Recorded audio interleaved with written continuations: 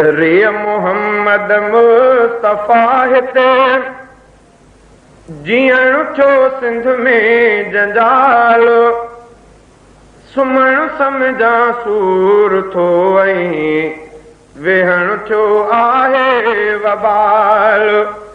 रिय मोहम्मद मुस्तफ़ा हिते जीअण छो सिंध में जंजाल सुम्हण सम्झा सूर थो ऐं वेहण छो आहे वबाल। सुम्हण सम्झा सूर थो ऐं वेहण छो आहे वबाल। ओए रब पुॼाइजो तूं मदीने ॻाल्हिया मूंखां मथे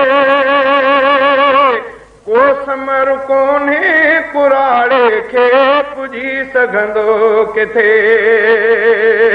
ओए रब पुॼाइजो तूं मदीने ॻाल्हिया मूंखां मथे को समर कोन्हे कुराड़े खे पुॼी सघंदो किथे। कुर्ब कादिर कर को पंहिंजो तुंहिंजो आहे कुल कमाल। सुम्हण सम्झा सूर थो ऐं वेहण छो आहे वबाल। रिय मोहम्मद मुस्तफ़ा हिते जीअण छो सिंध में जंजाल सुम्हण सम्झा सूर थो ऐं वेहण छो आहे वबाल। सुम्हण सम्झा सूर थो ऐं वेहण छो आहे वबाल।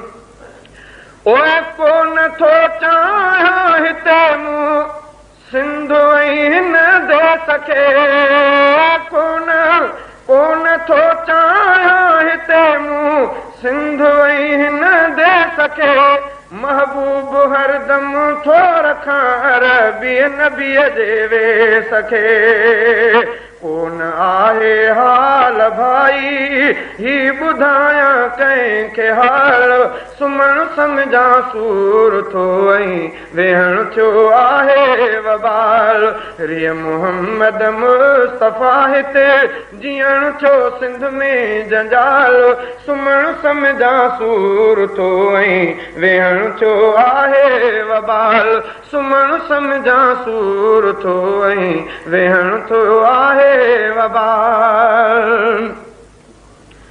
ओए मुल्क पाकिस्तान में मूं दर्द जूं दाहूं कयां।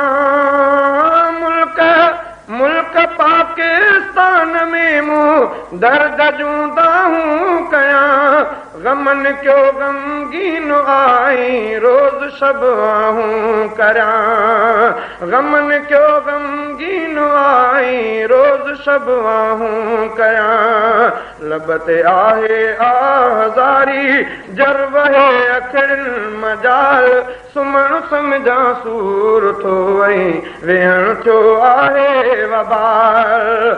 रिय मोहम्मद मुस्तफ़ा हिते जीअण छो सिंध में जंजाल सुम्हण सम्झा सूर थो ऐं वेहण छो आहे वबाल। ओए मदनी मूंखां दूर आ ॾुखड़नि अंदर ॾारे छॾियो। मदनी मूंखां दूर आ ॾुखड़नि अंदर ॾारे छॾियो। नीर नेणनि मां वही गणतिन सफ़ा ॻारे छॾियो। जोश में सारो जतोईअ जो जली वियो आ जमाल।